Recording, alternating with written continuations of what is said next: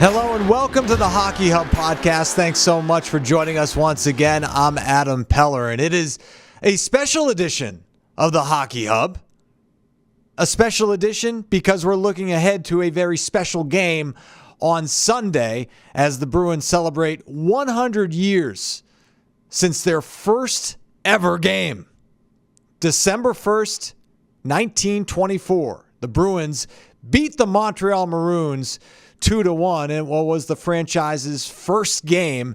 And on Sunday, the Bruins will take on the Montreal Canadiens as part of a Centennial celebration. So with that, we have a special episodes, and we were fortunate enough to have a number of Bruins legends join us on this podcast. Brad Park, Rick Middleton, and Shawn Thornton. And right now, we are bringing you the very best from all three of those interviews.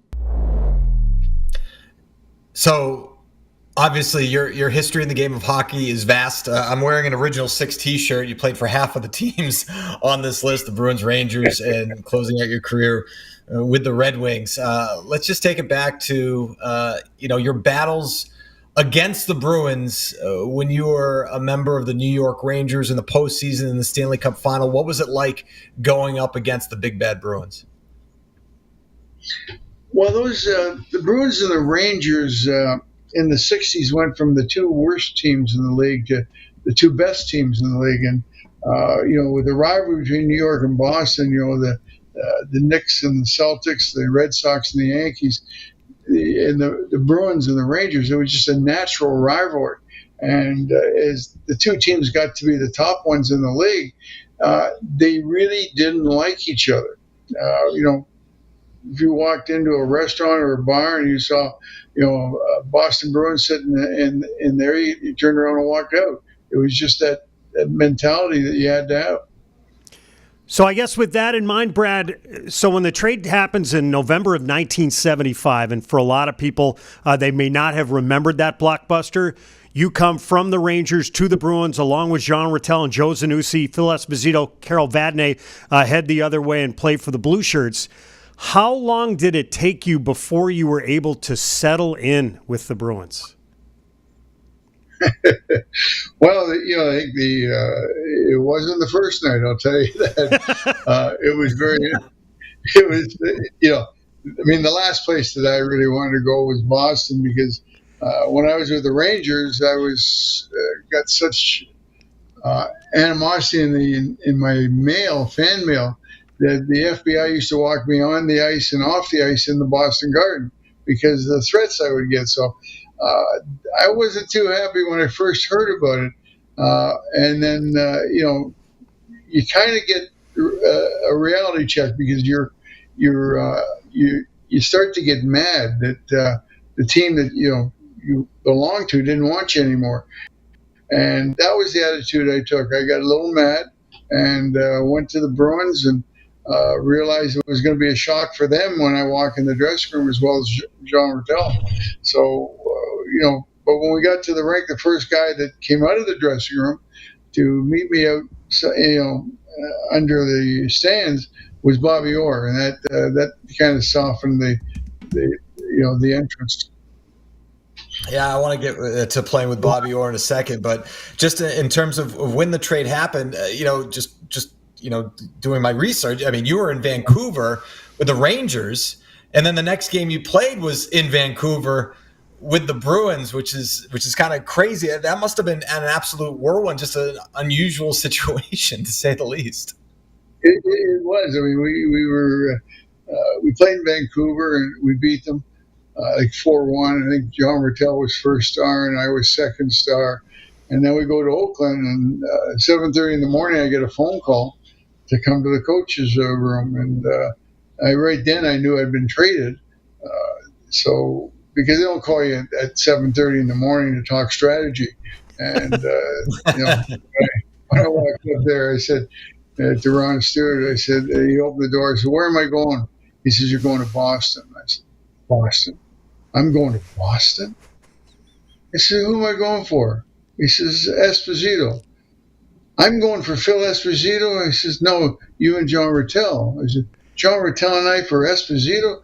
No, we got Vadnais. 2 for 2? No, we're throwing in Joe Zanuzzi. And it was like, oh, really? And when we get to Boston or to Vancouver, we go back there to play. And, we hear the rumors in the morning. Wayne Cashman was so upset. All the stuff, the beds and the couches and everything in his hotel room ended up in the parking lot. So that was like, well, this is going to be interesting. And, but by the time we got there and we lost in Vancouver, we went to Oakland, played there next, beat them, and then went back to Boston, and, we kind of got on a tear. Brad, when you went from one team to the next, and you mentioned, for a while the Bruins and the Rangers were at the bottom, and then they started to move to the top, and obviously you guys had a chance to meet in the Stanley Cup final. But was there anything that struck you that was different coming to the Bruins culture from the culture you had left with the Rangers? Yeah, one of the things that was different is with the Rangers, the day of the game, we always had a team meal, and we all ate together. And with the Bruins, they didn't have a team meal. You kind of eat on your own. That was a little bit of difference. I think the other difference was the time it took to get to the rink. In New York, we lived out in Long Beach, about an hour and 15 minutes out of New York. We only went in for the games. In Boston, I ended up living in Linfield, and it was a 15-minute ride. So that was a huge difference, just the size of the city. I do want to just get back to something that I read, which I thought was just a great story from right after you were traded to Boston. You talk about Bobby Orr being very gracious in your first meeting with him, but what was your first meeting like with Terry O'Reilly? That's a very interesting thing. Prior to coming to Boston, I think it was a year before, Terry and I got into it. I was coming out of my zone with the puck. It was in New York, and I was making a pass, and he come from my left side, and as he came over, down he goes. And he's on the ice on his knees, and I take his head and I jam it into the ice, and I split him up the middle. And he comes after me, and we end up, in a wrestling match, we end up on the ice, and he's on top of me, and we're like nose to nose, and he's bleeding on me. And he said, you jammed my head in the ice. I said, you're goddamn right. I said, you tried to break my ankle and fall on it. He said, I did not. I'm just clumsy. So now for the next 2 games we played against them, right, is every time I played, it was on the ice with Terry, I was dancing like Baryshnikov in the ballerina. He was taking runs at me, and I'm doing pirouettes and everything to get out of his way. So now we haven't played each other in the year I got traded. And I walk into the dressing room, and there I go walk around. I put my hand out to say hello to Terry, and he puts his hand out and he pulls it back, and he says, I owe you. And I said, yeah, you probably do. So once a month for a number of years when I was there in practice, every once in a while he would cold cock me and knock me on my ass. And I'd look up to him and say, we done yet? He said, not yet. That was Taz. What did Cherry have to say? Cherry didn't know anything. It wasn't like he took a real cheap shot at me, but he just knocked me on my ass, right? And Cherry was all for that, right? That's fantastic that he was able to stick up with you. Brad, I know it was just such a limited amount of time that you and Bobby Orr were together, but when you finally had a chance to play with him as a teammate, was there something in particular that really stuck out?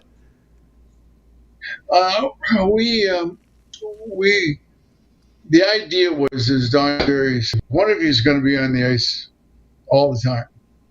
That's what we want to do. You will be together on the power play.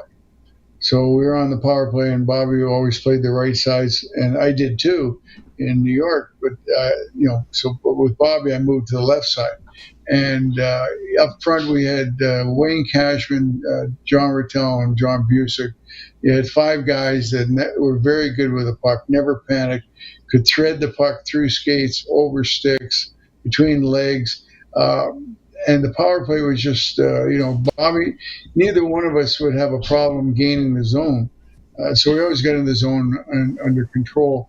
And then we just move it around. And I believe that the power play was like 50% for the 10 games that we played together. Just incredible. And to think about your time with Bobby Orr, you had some time with Ray Bourque as well to be able to play with both of those defensemen. And then, obviously there was sort of a change in turnover of the roster with some younger players toward the end of your career in Boston, Barry Peterson, Rick Middleton, and Ray Bourque, to name a few. What was that transition like?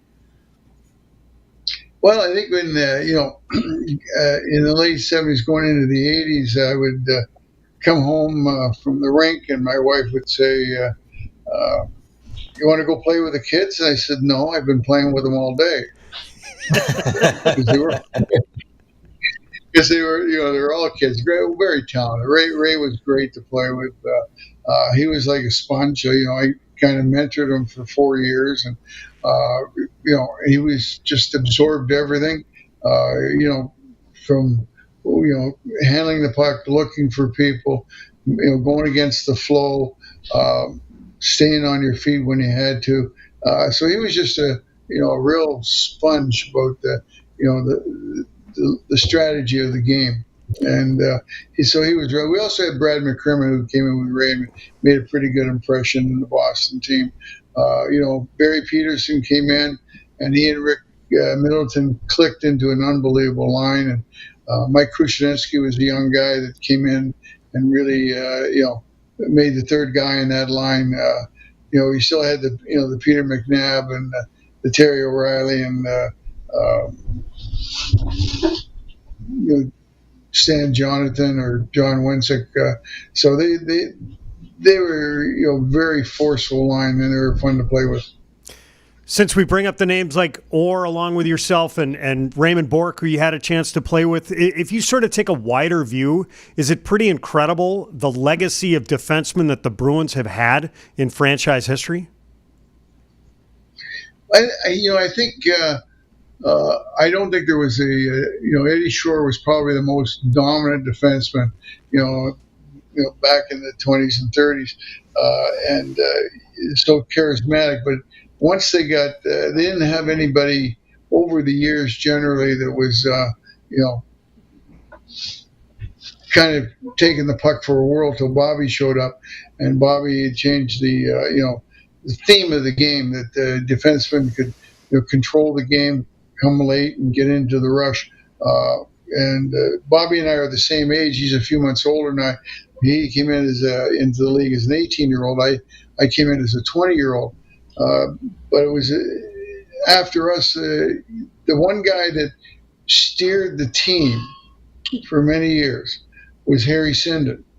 And Harry Sinden, he played we won the world championship. He was a defenseman, and he knew the value of having a dominant defenseman.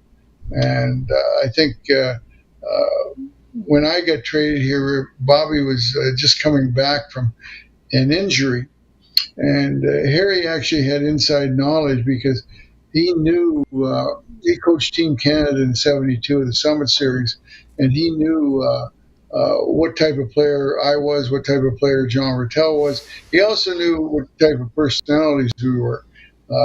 And then, I got there and Bobby went out, and we still had success. And then, that's why he went after Ray Bourque. He wanted, again, to have that dominant defenseman. And you can go, right up until, Zdeno Chara, somebody that's really going to make an impression on the blue line. Brad, I wanted to ask you about the Centennial season with the Bruins, honoring all of the eras of Bruins hockey, obviously you being a big part of that, and then selected to the All-Centennial team. What did that honor mean to you?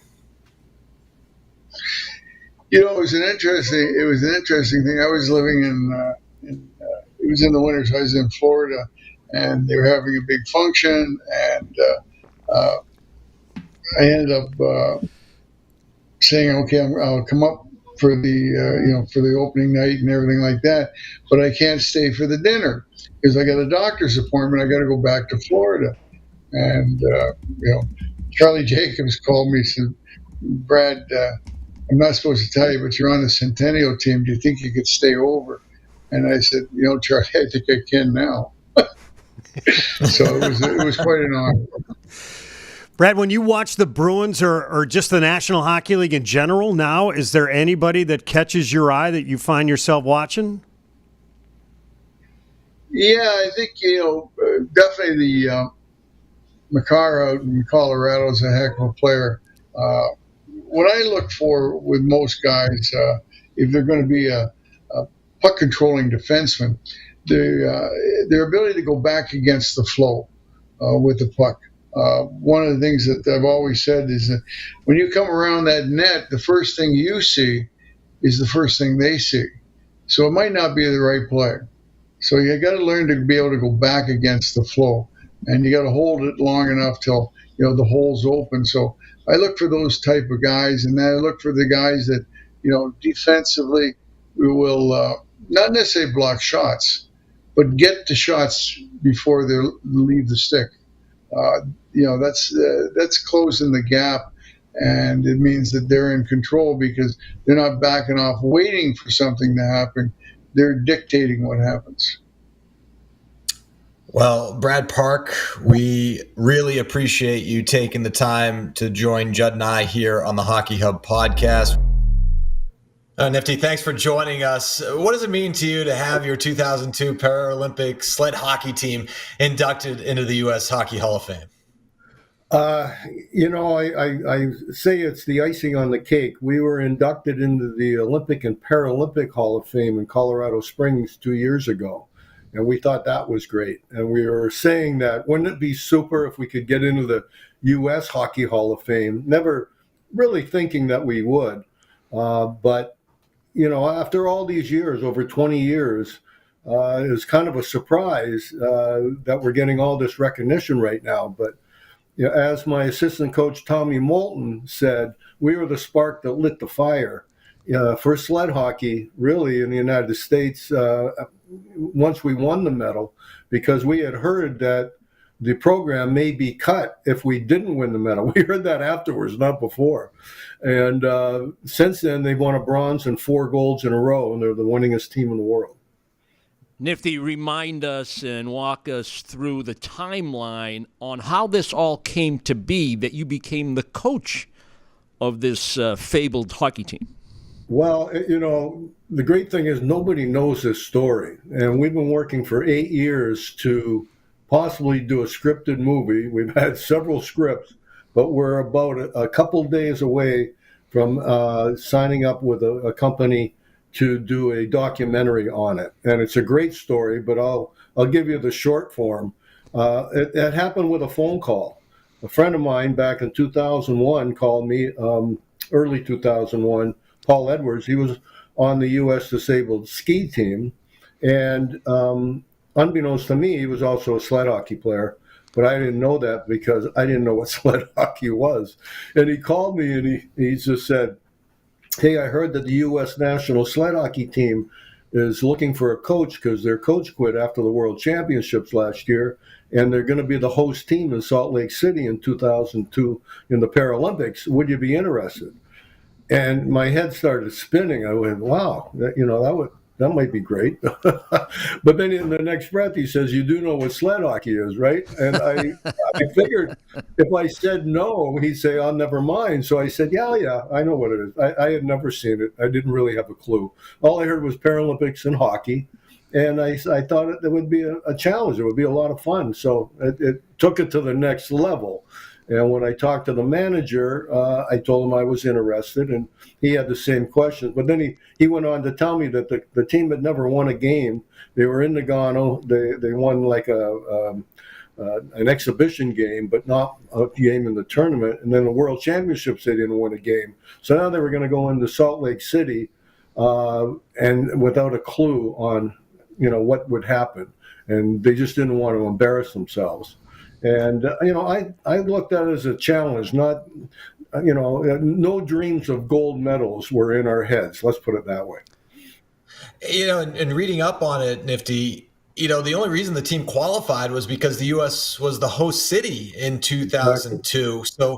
So you come in and, reading the write-up, on the U.S. Hockey Hall of Fame website about you coming in and changing the style of play and the culture. Where did you begin and what did that entail? Well, first, they didn't have a style of play. What Tommy and I noticed, my assistant coach Tom Moulton and myself noticed early on, because we started watching some tapes from Nagano and from the World Championships, and all these guys did was chase the puck around the ice like a bunch of peewees because the other team always had it. So first, and then we noticed that their defense stayed in way too long, and the other teams would get breakaway after breakaway, and they couldn't win a game. They just weren't playing right. So we decided that we needed more speed and to put some of our best players back on defense, and B, we needed a system, a simple system, because some of these guys never grew up playing hockey. They either learned it in the rehab where they went to for an accident, or they just grew up watching hockey and found it in the rehab where they might have gone for, who knows, months and months as one of the sports, because they introduced wheelchair basketball and a lot of other sports. And a bunch of them took it. One of the guys that made the team had never played hockey growing up, had been in a terrible accident, lost both legs, and 3 years later he made the national team because he was a kamikaze. It was a lot of different levels of ability, but we did have 2 world-class players. I've made maybe 3 or 4 world-class players on the team, and that way we were able to compete. But honestly, after what happened was we selected the team in August 2001. We were supposed to play in a tournament with Canada and Japan up in Montreal on September 13th, and 9/11 happened. And we, again, they shut the airspace down, never went up there, and we never played another team for 6 months before we went into Salt Lake City. So all we did was practice amongst ourselves, but it gave us, Tom and I, time to instill a system that simple enough that everybody on the team could understand and hopefully use in a game. But we didn't know until we got into Salt Lake City. Nifty, from your playing days, as you well know, there's, and especially as the job has evolved, coaching, there is just so many layers to coaching. I'm curious what that learning curve was like for you. Really a novice coach, I'm assuming. Oh, I was a novice. And new to the sport, their particular sport, what that learning curve was, and then having to get to know the players, their personalities, and then to get them not only systems-wise, but to have them be the best versions of themselves so you could reach this ultimate goal. Well, you wouldn't even believe it, Brick. I mean, I called it the bizarro world of sled hockey.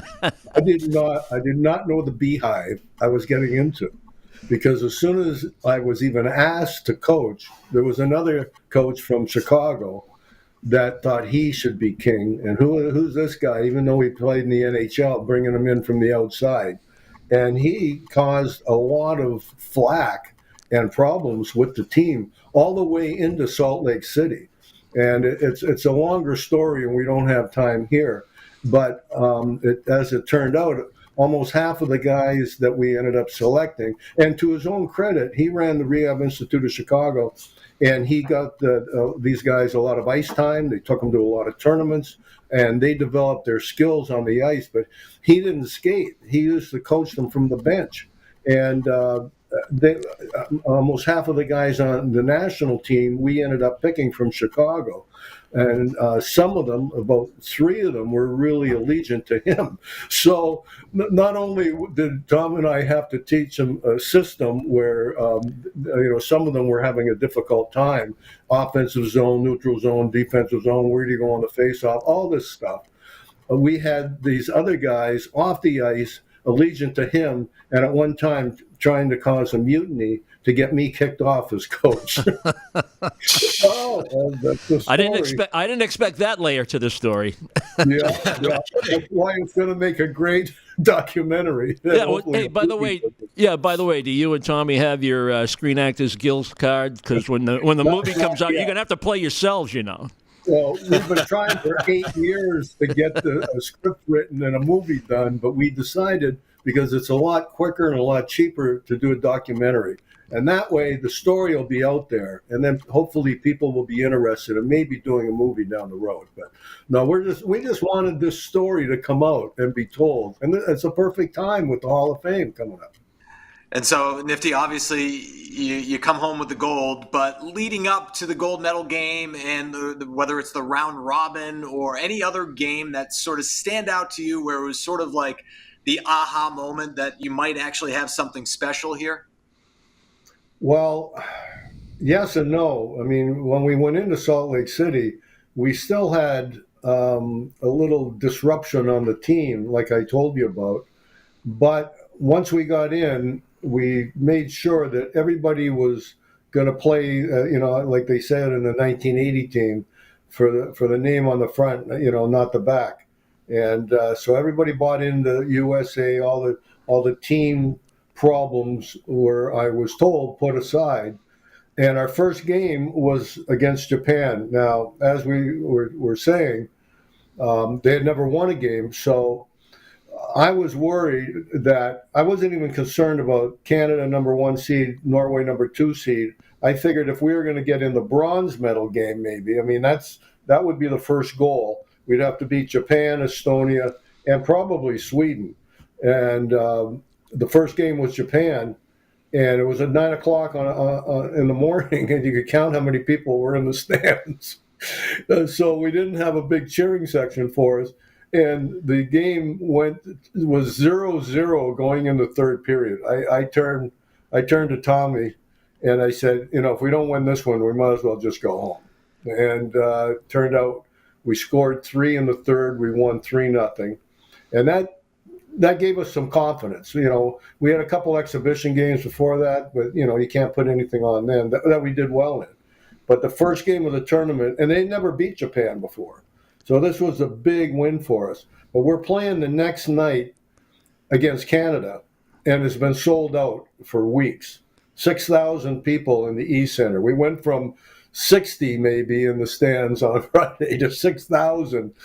Biggest crowd these guys ever played in front of against the #1 seed. So you can imagine how nervous we were. And as it turned out, we ended up spanking them 5-1. They never recovered. They didn't win another game. And Sylvester Fliss, nicknamed Sly, probably the best player, one of the world-class players, but had never really been seen at that level. He was one of the guys, I could recognize it in training camp. We put him back on defense. He wore #4, ironically, and he scored a hat trick in the Canada game. And that was his coming out party because he ended up scoring 11 goals in 5 games with 3 hat tricks. And he ended up as the MVP of the whole tournament. But we didn't know that was going to happen. And when we beat Canada for the first time, like Brick, these tournaments. I played in 2 Canada Cup tournaments. You get some momentum. You're only playing for a week. It's not an 80-game season. You get some momentum. We started believing in ourselves for the first time. And now our next game was Norway, and we looked at each other saying, hey, if we beat Norway, we're in the gold medal game. We never dreamed we'd ever be there. It's just the way the schedule was set up. And but that Canada game was the game that for the first time in 8 months that we really believed we might be able to win something. It's just such a phenomenal story. You win gold. I'm curious as we wind down this interview. We could talk all day, Nift. You know that. I'm curious what your relationship is with the program today, and do you feel like you started a dynasty? They've won gold in 2010, 14, 18, 22. I would like to say so, but they fired us. They fired us. I don't know whether they just didn't rehire us. Let's put it that way. And there was so much politics being played at that time because USA Hockey wasn't involved yet. They were helping out with the jerseys and maybe a few bucks, but they had not taken sled hockey on as a national governing body yet. They didn't do that till 2006. So for whatever reason, they didn't want us back. And that's fine. I always said you can only win the first one once. And they turned the gold into a bronze in Torino in 2006. But since then, USA Hockey took it over, I believe, right after the 2006 Paralympics, and they've won 4 golds since then. They not a lot of teams can even challenge them. Canada can, but the best player in the world, his name is Declan Farmer, and he is something else. You got to see him.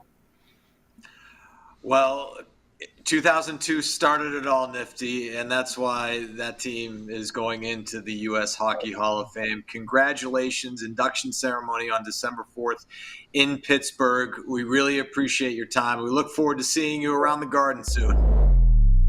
We're joined now by former Bruin Shawn Thornton, who's currently in the front office with the Florida Panthers. And let's start off right here, Thorny. Congratulations on last year's Stanley Cup. Thank you. Yeah, it was pretty special run the boys had. We were fortunate enough to get the rings last night, so they included the executives with the hockey ops staff and the players. So I was part of the ceremony last night. It was great. They did a beautiful job. Well, let's go further into that. You won Stanley Cups in 2007 with the Anaheim Ducks, 2011 with the Bruins. What did you appreciate about winning it as an executive? And I understand it was different. Yeah, it's a lot different. It's great to be along for the ride, to be in this organization for 11 years, to see the dedication and the patience that the Vitals and Seafoods have had with this organization, and continuing to invest in it and having that investment pay off and be a part of helping grow the fan base and selling sponsorships and ticketing and a lot of those things. It's great, but it's not the same as being the man in the arena. I have a unique perspective on that, probably, opposed to others in the organization that are on the business side. But I didn't really feel as much part of it as I did when I was a player, for sure. But again, I'm so happy for ownership and for the guys and for the coaching staff and for all the front office to see all their hard work come to fruition. As someone who's been on the business side here for the Panthers for a number of years and also played for the franchise, it seems like the Panthers had been building the footprint, building the fan base in South Florida. But what sort of a jolt did the process get by the franchise winning its first Stanley Cup? Yeah, I would say was for the last 10 years, the organization has really been, building the fire. We've been growing the game at the grassroots level. We've been in the community. We've, had a presence in the last 3-4 years, being consistent winners. And then, obviously with the Stanley Cup last June, I would say we poured gasoline on the fire. It's exploded. Revenues are through the roof. Ticket sales, our attendance, we were at 18.6 last year. I think it was our average attendance was 9th in the league, and we're expected to be above that this year. And it's just been great to see that, all of it kind of came together after the last 8, 9, 10, 11 years of really building it and having that fan base here to really embrace the team when they're winning is simply amazing. Watching, being at Game 7 and looking around, and there were some white and blue jerseys in the crowd, but it was 90% Panthers fans that showed up and shelled out for tickets for a Game 7 Stanley Cup, and it was just amazing to be a part of. Can you give us a little perspective? So when you were playing with the Panthers and you first got to the Panthers after leaving the Bruins, just how far it's come from when you first landed in Florida to where it is now? Well, I mean, we've talked about it as an exec team as we're going through and trying to create what the vision of this franchise looks going forward. We had 5,000, I think 163 people were announced attendance. My second game here, we were playing the Ottawa Senators on a Tuesday. Now it was a necessary evil. Benny and Doug and our CEO Matt decided to rip every single comp out of the ecosystem in Florida, and just build it from the ground up. And I remember being in that game, looking around, and we had 5,100 announced, but I felt as a player, it was like wives and scouts in here, and that was about it. And then, like I just said, we just announced today we sold out of season tickets. We're on a wait list now. We're going to do close to 19,000 a game probably. We've had more sellouts than we've ever had in the history of the franchise, and again, expecting more this year. So it's really been amazing to be a part of on this side and see where we're at. And Florida's a hockey state now at the end of the day. I mean, between us and Tampa across the way, it's been pretty fun to see the sport explode in the state in the last decade. You played with Sasha Barkov when he was first breaking into the National Hockey League. What do you love about his game and the type of captain he's become? Yeah, I mean, he is the most unselfish individual that I've been around. You think, I'm not in there with him anymore, so his leadership style is probably completely different than, he was in his second or third year pro, and I was taking him to the Anchor Bar in Buffalo for wings because he's from the same town as too. I know they like chicken wings in Tampa. He told me last night he still didn't think they were that good, but his wings and his chicken is not better. But you know what? The way he plays the game, he could put up probably 100, 150 points a year if he was focused on offense, but he is so focused on doing whatever it takes to win while he's out there. He's probably the best defensive forward in the NHL, or he is the best defensive forward in the NHL. And I think the true test of players' greatness is how he makes the players around him better. And I think there's few guys in the league. He's one of them that whoever you put on his wings, they're instantly better players by playing with him.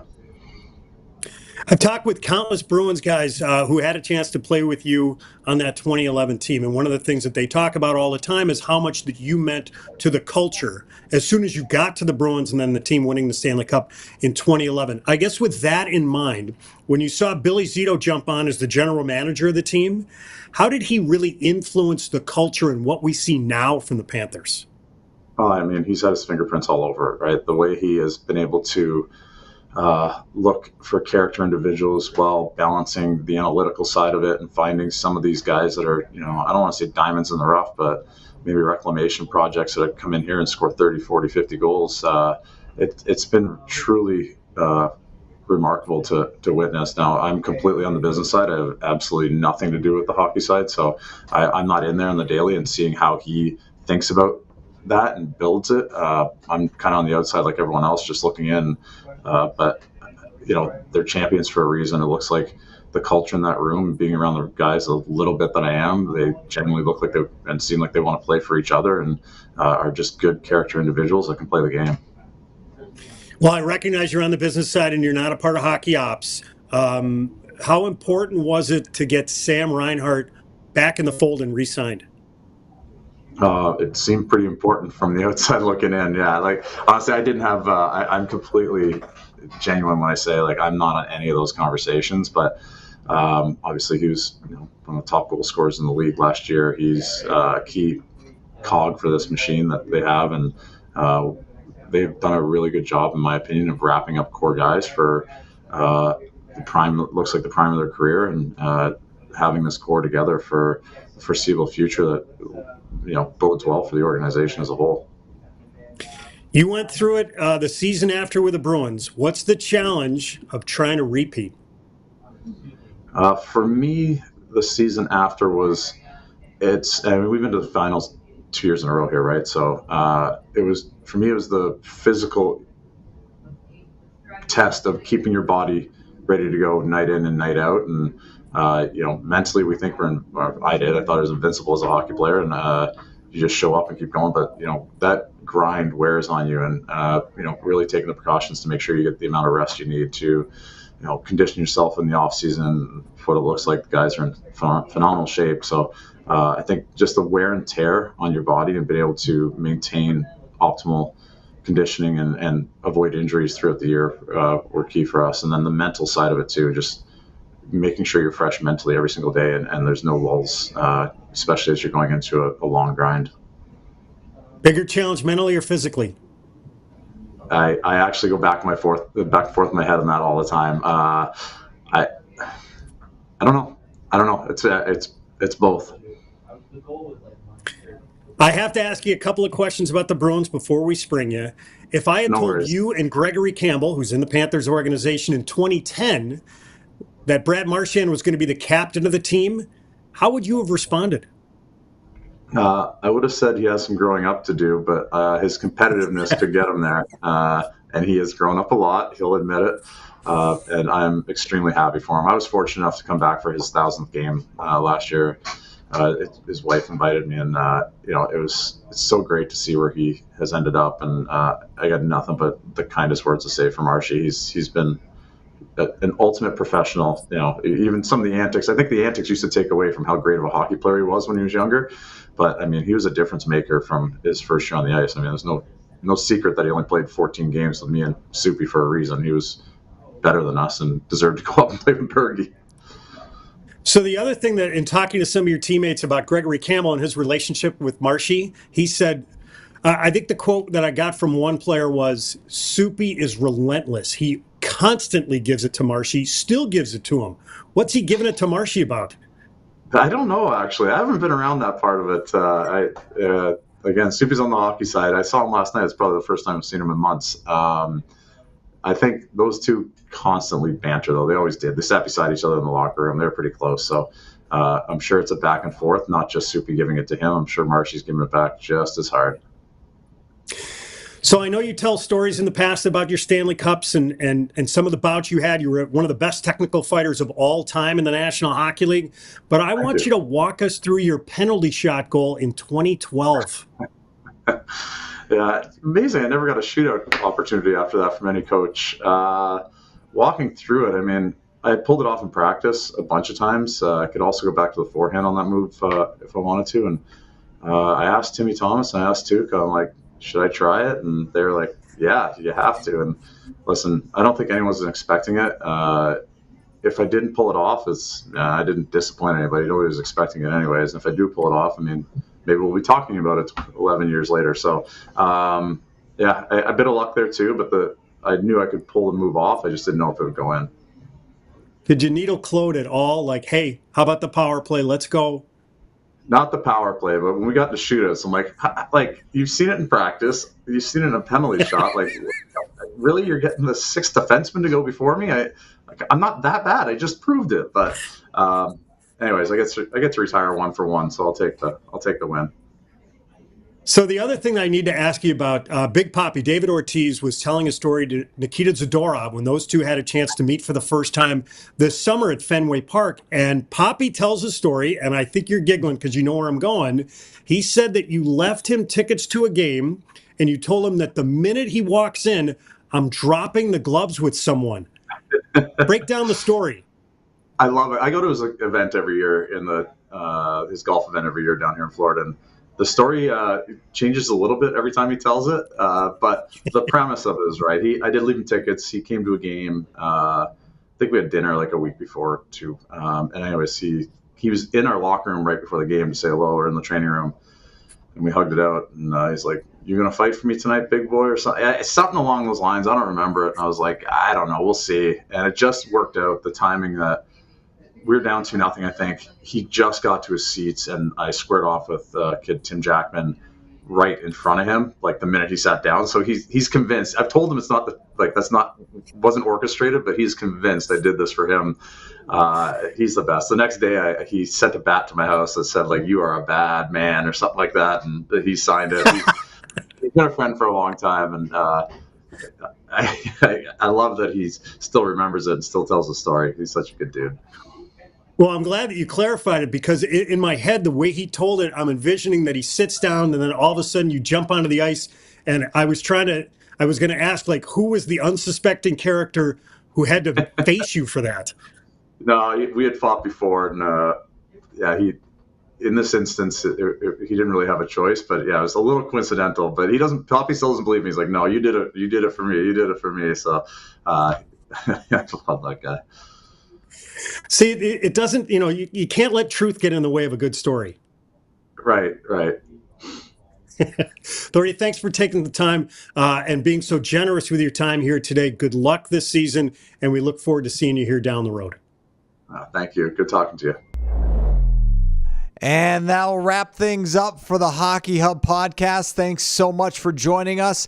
And we thank Brad Park, Rick Middleton, and Shawn Thornton for joining us throughout the season. Until next time, we'll see you later on the Hockey Hub podcast.